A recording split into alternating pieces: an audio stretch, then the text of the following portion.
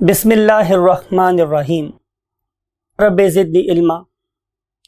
सरकार दो जहां हज़रत मोहम्मद सल्लल्लाहु अलैहि वसल्लम की दुआ के साथ हम अपने लेक्चर का आगाज़ कर चुके हैं और आज के इस लेक्चर में मैं आप लोगों से अगेन कुछ सवालात करूंगा और उम्मीद है कि आप लोग इन सवालात के बाद उस पॉइंट पर होंगे जहां हम आपको लेकर जाना चाह रहे हैं।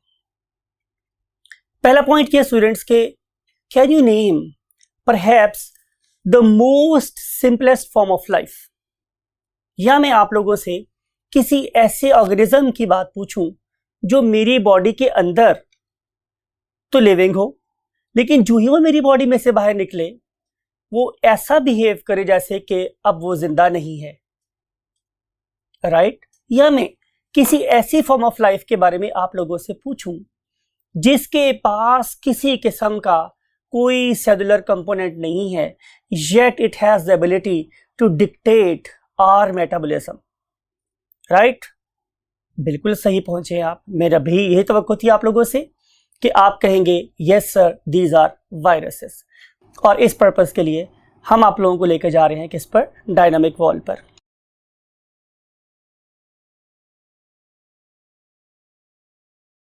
तो 1796 की बात है, हमें एक बड़ा अजीबोगरीब किस्म का वाक़या देखने को मिला और उस ज़माने में हम उससे साइंटिस्ट कह सकते हैं, उसका नाम था एडवर्ड जेनर।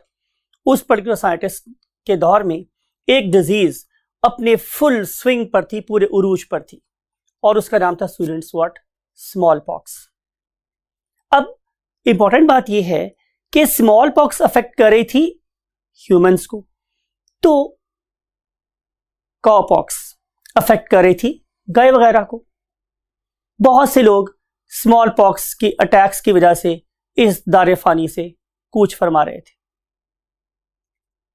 अल्लाह ताला ने एडवर्ड जेनर को स्पेशल किस्म की आइज दी और उसने एक बड़ा यूनिक फैक्ट ऑब्जर्व किया कि उस पर्टिकुलर इलाका में एक मिल्क मेड जिसे हम गवालन बोलते हैं, शी वॉज देयर।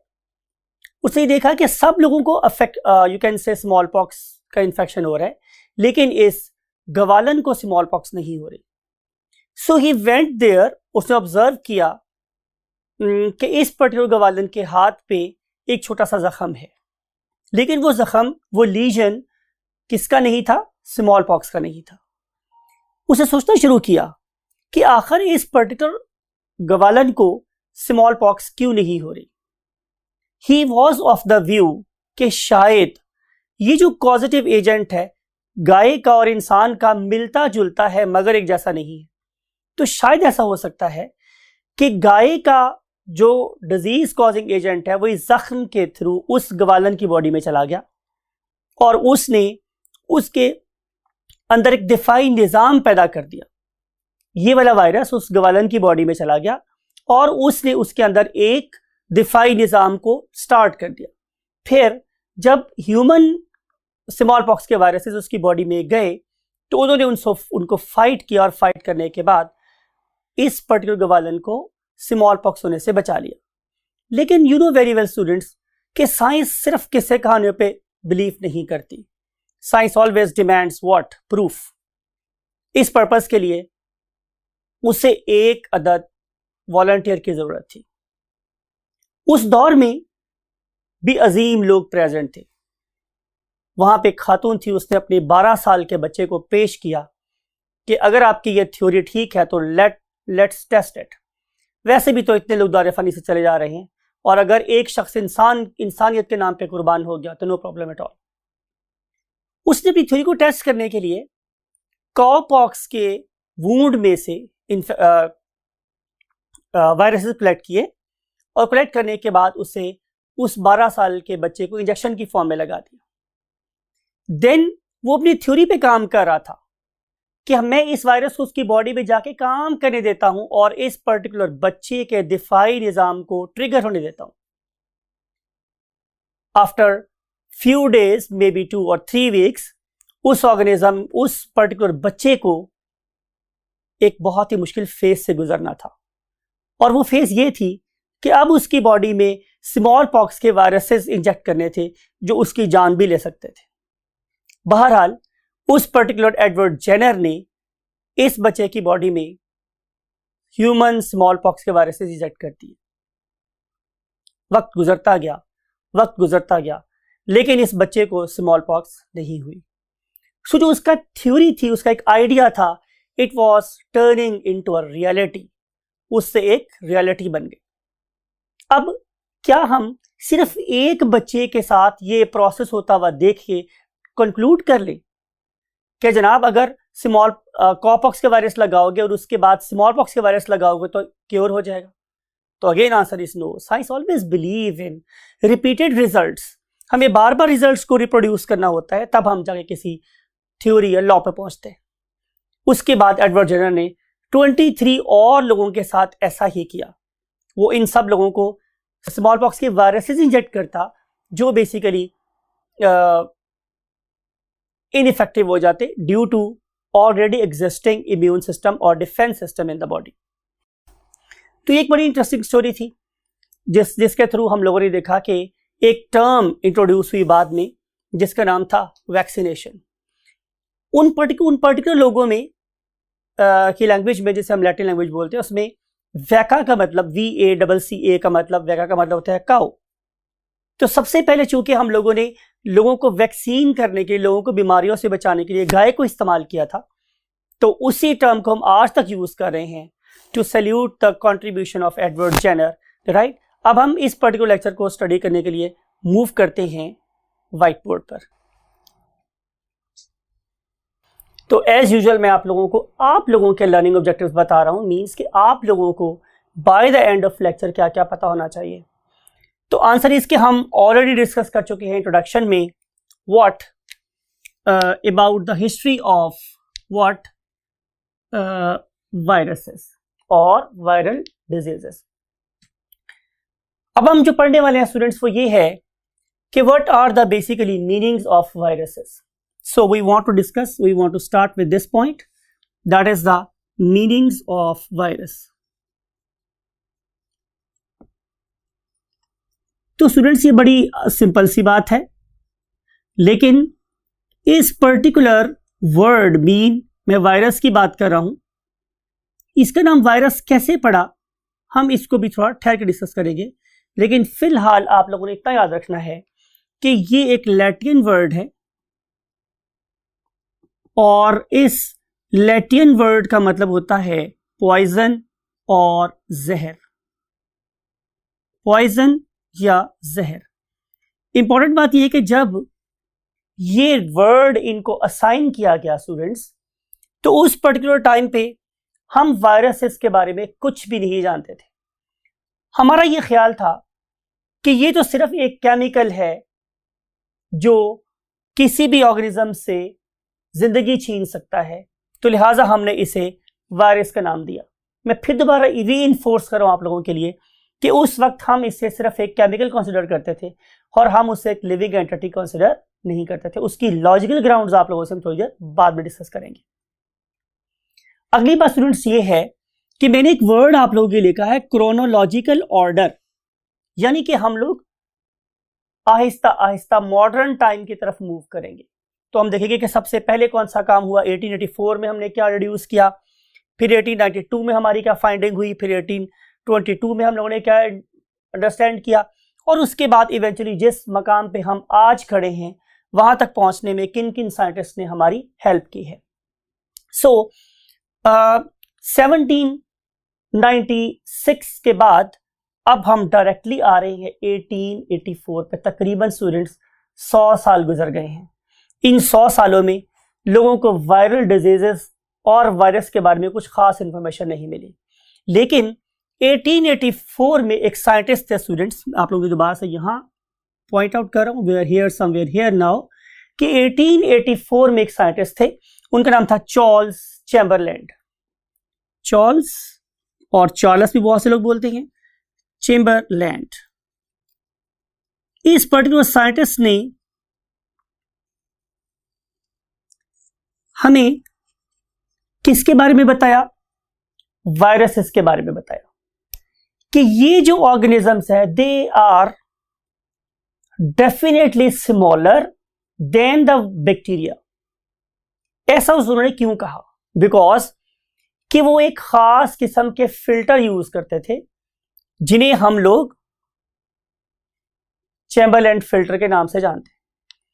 इसके लिए मैंने एक इमेज आपके लिए लगवाया है। यू कैन सी कि ये एक पोर्सलिन का बना हुआ, मट्टी का बना हुआ एक बहुत बड़ा बैरल होता था, और इसको हम किसी लैंड वगैरह से फिल कर देते थे और उस पर्टिकुलर चीज को हम ऊपर से डालते थे और उसके फिल्ट्रेशन के बाद हम फिल्ट्रेट को ऑब्जर्व करते थे।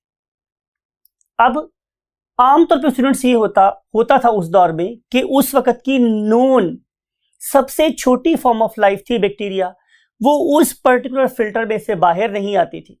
तो ख्याल ये था कि उससे छोटी लाइफ तो एग्जिस्ट कर ही नहीं सकती, तो फिर जाहिर है ये कोई केमिकल ही होगा जो इस पूरे फिल्टर में से गुजरने के बावजूद भी फिल्ट्रेट में प्रेजेंट है। बैक्टीरिया उस फिल्ट्रेट में अपीयर नहीं होते थे और ये वाले ऑर्गेनिजम्स उस फिल्टर में से बाहर निकल आते थे। तो इसलिए चार्ल्स चैम्बरलैंड की ये कंट्रीब्यूशन रही कि उसने फिल्टर्स यूज किए और फिल्टर्स यूज करने के बाद ये बताया कि दीज ऑर्गेनिजम्स और कॉजेटिव एजेंट्स जो डिजीज कॉज कर रहे हैं can pass through filters, sorry not filter paper, through filters. फिर एक और बड़ा यूनिक वाकया हुआ, और ये जो वाकया था ये हुआ 1892 में। 1892 में एक रशियन साइंटिस्ट थे, उनका नाम था डिमिट्री इवानोस्की। अब ये जो साइंटिस्ट थे डिमिट्री इवानोस्की, इनके साथ जो इवेंट हुआ वो भी बड़ा यूनिक था। इन्होंने ये देखा तंबाकू का खेत है, उसमें बाकी सारे के सारे प्लांट्स छोटे छोटे साइज के, लेकिन एक प्लांट जरूरत से ज्यादा बड़ा हो गया। अब बीइंग साइंटिस्ट, रिसर्च माइंडेड होने के नाते उन्होंने सोचना शुरू किया कि आखिर इसका साइज नॉर्मल से बड़ा कैसे हो गया। प्लस उन्होंने ये वाली बात भी गौर से देखी कि इसके लीव्स के ऊपर डिफरेंट किस्म के अजीबोगरीब रंगों के पैटर्न्स बन गए। उन्होंने उस पर्टिकुलर डिजीज को नाम दिया टोबैको मोज़ेक डिजीज, यानी कि कोई ऐसी डिजीज है जो तंबाकू के पत्तों के ऊपर नक्शो निगार बना देती है, उसे मोज़ेक्ड कर देती। अब उस जमाने में इन पर्टिकुलर बड़े बड़े फिल्टर से ज्यादा बेहतर फिल्टर आ गए थे जिन्हें हम लोग पोर्सलिन फिल्टर के नाम से याद करते थे। उन्होंने क्या किया, उस पर्टिकुलर लीफ को लिया, लीफ को लेने के बाद उसे क्रश किया अच्छे तरीके से, क्रश करने के बाद उसका एक सस्पेंशन बना लिया। उस सस्पेंशन को जब इस फिल्टर, पोर्सलिन की बात कर रहा हूं कि जिनके पोर साइज उस पुराने फिल्टर से काफी छोटे थे, वो उसमें से भी गुजर गए, राइट। और इंपॉर्टेंट बात यह स्टूडेंट्स कि हमें कैसे पता चला कि वो उसमें से गुजर गए हैं? तो simple answer was very simple कि जब उन्होंने उस फिल्ट्रेट को लेकर दूसरे प्लांट के हेल्दी लीव्स पे लगाया तो उन्हें भी डिजीज हो गई। इसका मतलब यह है कि ये ऑर्गेनिज्म या ये वाली फॉर्म ऑफ लाइफ या ये वाला उस दौर का पॉइजन जो इस पोर्सिल में से गुजर गया है, ये कैपेबल है of causing disease to the other organisms. तो इसलिए कि इस तरीके से इवानोस्की ने टोबैको मोज़ेक डिजीज के बारे में इंफॉर्मेशन दी और यह बताया कि causative agents can pass through porcelain filters.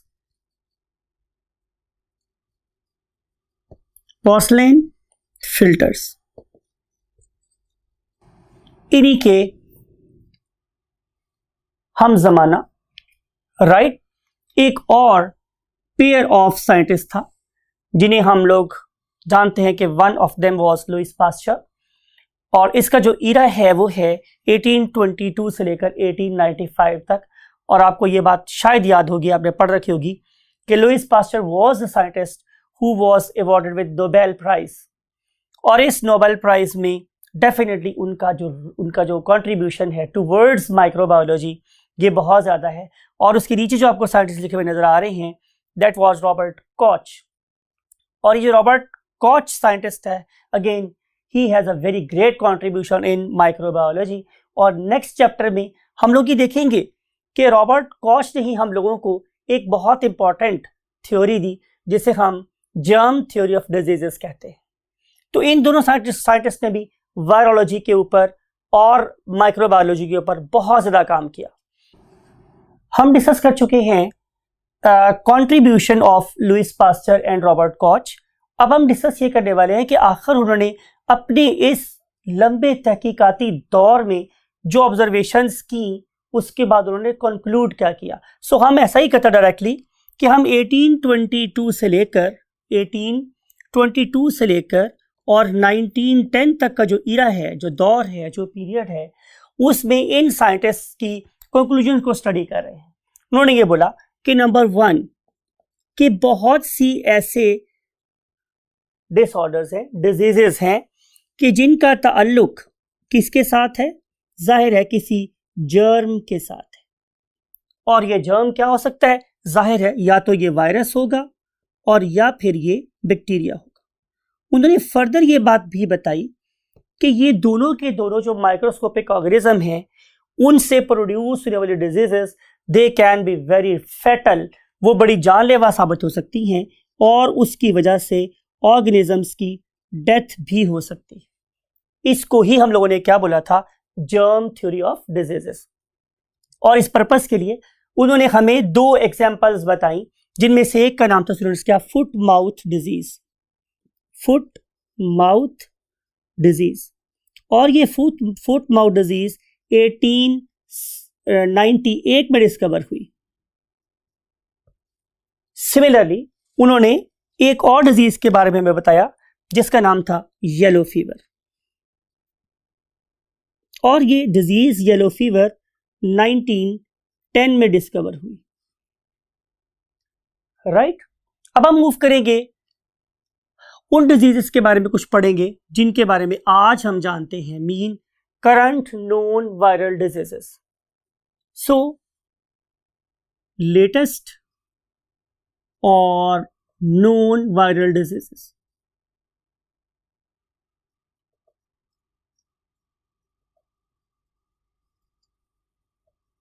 Can you name few of them?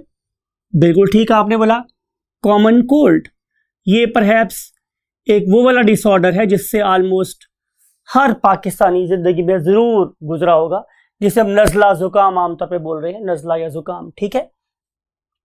फिर उसके बाद हमारे पास जैसे भी यहां पर लिखा येलो फीवर। राइट?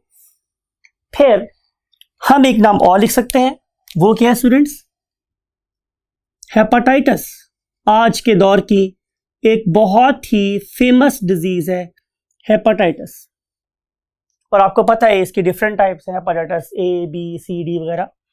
फिर मैं सारे के सारे कैंसर्स की बात नहीं कर रहा हूं, लेकिन कुछ कैंसर्स ऐसे होते हैं कि जिनका ताल्लुक वायरस के साथ है, और उन पर्टिकुलर वायरसेस को हम लोग ऑन्को वायरसेस का नाम देते हैं, ऑन्को वायरसेस। और उस पर्टिकुलर कैंसर की जो स्टडी है उसे हम लोग ऑन्कोलॉजी कहते हैं, ऑन्कोलॉजी। राइट? फिर स्टूडेंट्स हमारे पास कैंसर के बाद जो दूसरी चीज हमारे पास आ रही है उसका नाम है एड्स। राइट? और आपको पता है कि इस वाले केस में ऑर्गेनिज्म बाय बर्थ कैसे पैदा हुआ? नॉर्मल, लेकिन उसका इम्यून सिस्टम आहिस्ता आहिस्ता खत्म हो गया due to very specific viruses, और उनको हम नाम देते हैं what? HIV viruses, human immunodeficiency viruses. Right? इसके अलावा आप लोग स्मॉल पॉक्स का नाम सुन चुके हैं इंट्रोडक्शन में और डायनामिक वॉल के ऊपर। फिर हम लोगों ने कॉपॉक्स का जिक्र भी किया था आप लोगों के साथ। फिर आपने नाम सुन रखा होगा स्टूडेंट्स कनपेड़े, और जो कनपेड़े हैं उन्हें हम नाम देते हैं व्हाट? मम्प्स। और आखिरी चीज जिसे बिल्कुल ऑलमोस्ट हम में से हर कोई गुजरा हुआ है, that is called as a खसरा, और वो जो खसरा है उसे हम नाम देते हैं मीजल्स। तो ये कुछ करंट नोन डिजीजेज हैं जिनका सामना ऑलमोस्ट हम डेली लाइफ में करते रहते हैं। इसके बाद स्टूडेंट्स हम जो पढ़ेंगे वो है characteristics of viruses. So let's move to the next point that is called as characteristics of viruses.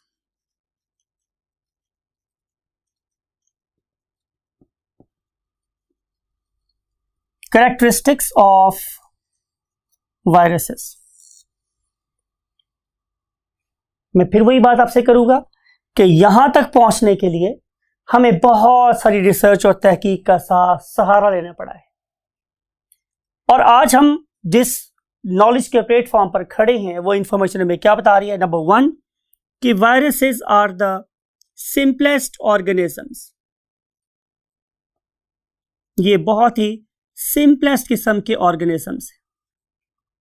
Number 2 they have got only 2 things in their body. उनमें से एक को हम बोलते हैं स्टूडेंट्स व्हाट? कोट, बाहर वाला पार्ट। जैसे कि आप समझ रहे हैं मैंने कोट सबसे ऊपर पहना हुआ है, सबसे नीचे नहीं पहना हुआ, तो कोट जो है वो सबसे बाहर वाला पार्ट है। और दूसरी चीज मेरे पास स्टूडेंट्स क्या है? कोर। कोर बोलते हैं हम अंदर वाले हिस्से को। कोट बाहर वाला हिस्सा और कोर अंदर वाला हिस्सा। ये जो कोट है स्टूडेंट्स ये बना हुआ है किसका? प्रोटीन्स का। और ये जो मेरा कोर है ये बना हुआ है हेरिडिटरी मटेरियल का। मीन टू से इट मे बी डीएनए और व्हाट? आरएनए। डीएनए और आरएनए में एक वर्ड आप लोगों के लिए लिख रहा हूं खास तौर पे ब्रैकेट करके, नेवर बोथ। ऐसा नहीं हो सकता कि किसी वायरस में साइमल्टेनियसली आरएनए भी प्रेजेंट हो और डीएनए भी प्रेजेंट हो, राइट? फिर हमें इंफॉर्मेशन और मिली तो ये पता चला कि दे डू नॉट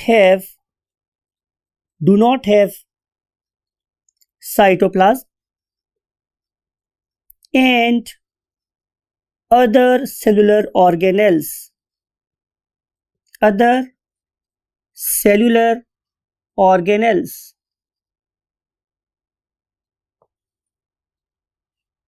साइटोप्लाज्म भी नहीं, इसके पास अपना राइबोसोम भी नहीं है, अपनी गोल्गी apparatus नहीं है, माइटोकॉन्ड्रिया नहीं है। भाई अगर इनके पास ऐसी कोई चीज नहीं है तो फिर ये अपनी सारी की सारी चीजें मींस अपनी प्रोटीन और अपना डीएनए नया कैसे बनवाते हैं? तो answer is they use the metabolic machine of the host. मैं बिल्कुल ये वर्ड आप लोगों के लिए लिख रहा हूं यहां पे कि दे यूज मेटाबॉलिक मशीन्स और machinery of the host. Host की सब चीजें इस्तेमाल करेंगे और होस्ट के ही अगेंस्ट काम कर रहे होंगे। इस किस्म के पैरासाइट को कि जो मेरी बॉडी के अंदर सिर्फ जिंदा है या मेरी बॉडी पे 100% डिपेंड कर रहा है और जो मेरी बॉडी में से बाहर निकलने के बाद जिसकी डेथ हो जाएगी उसे हम लोग नाम देते हैं व्हाट? Obligatory parasites. उसे लोग नाम देते हैं स्टूडेंट्स क्या? Obligatory parasite.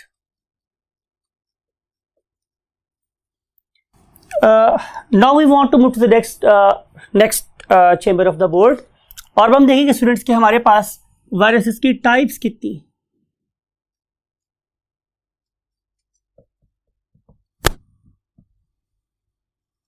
There are 3 main types of viruses. Number 1 plant viruses. नाम इंडिकेट कर रहा है कि ये हमारे प्लांट्स को डिजीजेस कॉज करेंगे और उनकी मेटाबॉलिक मशीन को यूज करेंगे टू प्रोपेगेट। अपना नंबर बढ़ाने के लिए वो प्लांट सेल्स की मशीन को यूज करेंगे। ज़्यादा डिजीजेस भी ये प्लांट को ही लगाएंगे या करेंगे। फिर उसके बाद आ जाते हैं स्टूडेंट्स हमारे पास व्हाट? एनिमल वायरसेस, यानी कि ये ऐसे वायरसेस हैं जो एनिमल्स में डिजीज कॉज करते हैं, कॉज डिजीजेस इन एनिमल्स। तो जाहिर सी बात है कि इनके बारे में हम क्या लिखेंगे, cause diseases in plants, right. फिर जो थर्ड टाइप के वायरसेस हैं उन्हें हम लोग नाम देते हैं बैक्टीरियोफेजेस, बैक्टीरियोफेजेस, यानी कि ये स्पेसिफिक किस्म के फेज वायरसेस हैं जो कि cause diseases in bacteria only, ये बैक्टीरिया में डिजीज कॉज करते हैं। आप लोगों की बुक में इस वायरसेस वाले टॉपिक में एक येलो बॉक्स गिवन है। उस येलो बॉक्स में आप लोगों को यह इंफॉर्मेशन दी गई है कि बेसिकली बैक्टीरियोफेजेस के बारे में टॉड और हेरल्ड नामी साइंटिस्ट को कैसे पता चला। तो उस पर्पस के लिए ये एक एनिमेशन आप लोगों के पास नजर आ रही है। आप लोगों को आपको नजर आ रहा है कि यहां पे एक अदद क्या है स्टूडेंट्स, पेट्री प्लेट। इस पेट्री प्लेट में हमने ऑलरेडी बहुत से बैक्टीरियल कॉलोनीज को ग्रो किया हुआ, you can see over here, उनका कलर आप देख रहे हैं। फिर अगली वाली फेज में यू कैन सी कि हम लोगों ने एक ऐसा सोल्यूशन रखा है जिसके अंदर बहुत से वायरसेस प्रेजेंट हैं। फिर हम लोगों ने मींस टॉड और हेरल्ड ने क्या किया कि उन लोगों ने इस पर्टिकुलर इनोकुलेशन लूप के साथ इन पर्टिकुलर वायरसेस को, उनमें से आधी कॉलोनीज को क्या कर दिया, इनोकुलेट कर दिया, मीन उनको इन्फेक्ट कर दिया। फिर हमने क्या किया स्टूडेंट्स कि 24 घंटे के लिए इस पेट्री प्लेट को इंक्यूबेटर में प्लेस कर दिया। 24 घंटे के बाद, 24 घंटे गुजरने के बाद एक बड़ी अजीब किस्म की इंफॉर्मेशन उनके सामने आई, या उन्होंने इसको फाइंड किया कि ये वाली पर्टिकुलर कॉलोनीज कि जो वायरस से इन्फेक्ट की गई थी, यू कैन सी कि वो सारी की सारी ऑल टुगेदर फट गई हैं। तो ये फटी हुई कॉलोनीज आप लोगों को नजर आई और ऐसा सा ये भी देखा गया कि ये कॉलोनीज ऑलमोस्ट वहां से वैनिश हो गई। इसका मतलब ये था कि इन वायरसेस ने उन बैक्टीरिया को एनगल्फ कर लिया या खा लिया। फिर 2 साल के बाद इसी पर्टिकुलर साइंटिस्ट ने ये टर्म कॉइन की, जिसका नाम क्या था स्टूडेंट्स, बैक्टीरियोफेज, यानी कि ये एक ऐसे वायरसेस हैं जो बैक्टीरिया को खा लेते थे, ऑटो उनकी फेजी कर लेते थे। जब भी आप मेडिकल साइंसेज में कहीं वर्ड यूज करते हैं फेगस और फेजी, तो फेजी का मतलब होता है खाल देना, फेगस मीन खाने वाले। तो बैक्टीरियोफेजेस मींस ऐसे वायरसेस जो बैक्टीरिया को खा लेते थे। So that's it for the part 1 of this lecture. और अब हम आपसे मिलेंगे स्ट्रक्चर ऑफ वायरस के साथ लेक्चर नंबर 2 में। Take very good care of yourself. Bye bye.